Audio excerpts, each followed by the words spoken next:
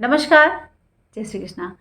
आज हम आपको बताने जा रहे हैं कि विवाह से संबंध या फिर कुंडली मिलान से संबंधित या फिर गुण से संबंधित बहुत सारे प्रश्न हमारे जीवन में आते हैं और ये बहुत ही महत्वपूर्ण प्रश्न है जो हम आए दिन हमारा सामना इस प्रश्न से होता है। कभी कभी हम अपने बच्चों के विवाह को लेकर परेशान होते हैं, कभी कभी हम अपने खुद के विवाह को लेकर परेशान होते हैं।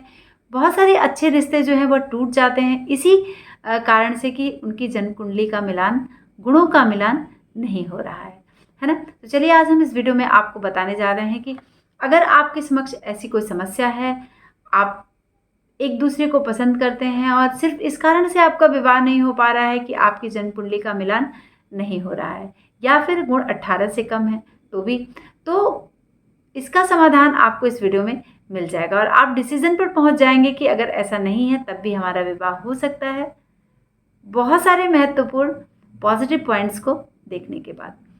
तो सबसे पहला प्रश्न जो हमारे दिमाग में होता है वह होता है कि हमारी कुंडली का मिलान नहीं है, गुणों का मिलान नहीं हो रहा है, तो क्या फिर हम विवाह कर सकते हैं? तो हाँ जी, बिल्कुल कर सकते हैं। आपकी जन्म कुंडली में 25, 28, 30, 27, 32 ऐसे गुण नहीं भी मिल रहे हैं तो भी आप विवाह कर सकते हैं। कैसे कर सकते हैं? सबसे पहले आप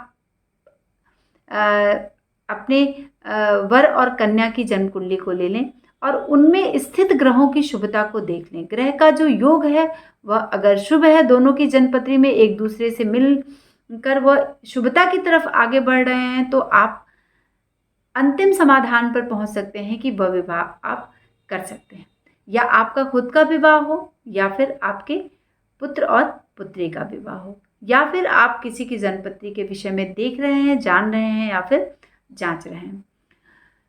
बहुत बारी प्रश्न उठता है कि गुण तो बहुत कम है, 12 से कम है, तो क्या हम विवाह कर सकते हैं? जैसे 12 गुण से कम है अगर, तो हम विवाह एक बार सोचते हैं कि अरे क्या होगा, क्या हमें विवाह करना होगा, तो हम गुण मिलान की तरफ भी विचार करते हैं। गुण मिलान हमारे जीवन का एक बहुत ही मजबूत पक्ष है विवाह के परिप्रेक्ष्य में। लेकिन बहुत सारे शोध ऐसे हुए हैं जिसमें कि 32 के 32 गुण मिल रहे हैं लेकिन लड़के लड़की में तलाक हो गया है। और बहुत सारे उदाहरण हमारे इर्द गिर्द समाज में ऐसे मिलते हैं कि 18 गुण पे शादी हो गई है लेकिन फिर भी वो शादियां बहुत ही सफल हो रही हैं। 50% लोग ही विवाह बंधन में ऐसे बनते हैं जिनका कुंडली मिलान प्रॉपर हुआ हो, लेकिन 50% लोग हमारे जीवन में, हमारे इर्द गिर्द, हमारे समाज में ऐसे होते हैं जिसके जन्मपत्री का मिलान नहीं हुआ है लेकिन उनके विवाह का जो जीवन है, वैवाहिक जीवन है, बहुत ही सफल है ना। तो कुछ तो कारण ऐसे होंगे जिसको हम नज़रअंदाज नहीं कर सकते, है ना। और उनको बिना देखे ही हम डिसीजन ले लिए कि अच्छा 18 गुण से कम है तो हम विवाह नहीं करेंगे, या फिर हमारे जन्मपत्री का मिलान नहीं हो रहा है तो भी हम विवाह नहीं करेंगे। तो यदि 18 गुण से कम है यानी 16 है, 17 है, तो भी हम विवाह कर सकते हैं।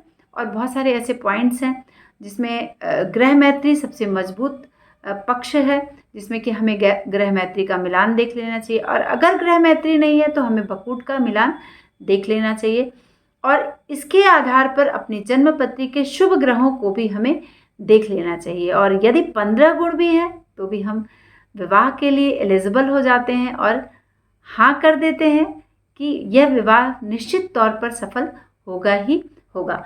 सिर्फ इस आधार पर कि हम विवाह नहीं करेंगे क्योंकि जो गुण है वह 18 से कम है या फिर कुंडली का मिलान प्रॉपर नहीं हो रहा है, बिल्कुल से ये गलत तरीका है। आप इस पर एक बार विचार करें और अच्छे दैवज्ञ से अपनी जन्मपत्री को दिखाएं या फिर आप अपने बच्चों की जन्मपत्री को दिखाएं जिससे कि आपको सही राय मिल सके और आप अपने बच्चों के भविष्य के लिए या फिर खुद के भविष्य के लिए अपने जीवन में अग्रसर हो सकें। तो अगर आपने अभी तक हमारे इस चैनल को सब्सक्राइब नहीं किया है मित्रों तो प्लीज़ सब्सक्राइब करें और अपने दोस्तों में साझा ज़रूर करें। आज के लिए बस इतना ही। नमस्कार, जय श्री कृष्ण।